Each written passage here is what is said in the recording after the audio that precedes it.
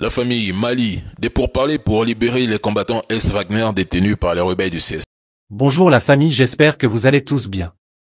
Si vous êtes nouveau, n'oublie pas de vous abonner à la chaîne et activer la close des notifications. RFI déclare, lisons.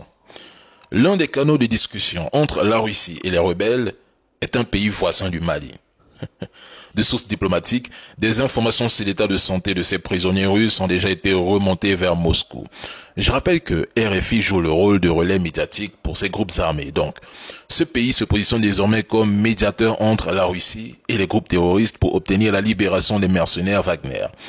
Mais si ce rôle de médiation est accepté, apprécié, c'est probablement parce que les chefs de ces groupes armés font confiance à ce pays, qui les soutient, les encourage et les appuie dans le Sahel. Et cette situation soulève des questions quant à la véritable nature des relations entre ce pays et ces groupes.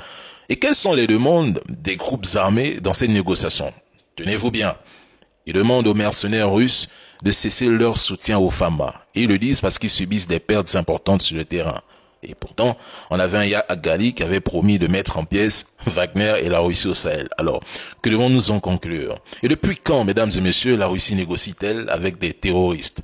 De nombreux médias l'ont souligné et affirment, Vladimir Poutine ne dialogue pas avec ses opposants pour ne pas leur accorder trop de valeur. Il ne négocie pas non plus avec des terroristes, ce qui serait perçu comme un signe de faiblesse. Alors, et si ce pays, qui a servi de base arrière au terreau au nord du Mali, qui a filé de renseignements pour éliminer des instructeurs russes, a été menacé par la Russie au point de tout miser pour obtenir la libération de ces Russes?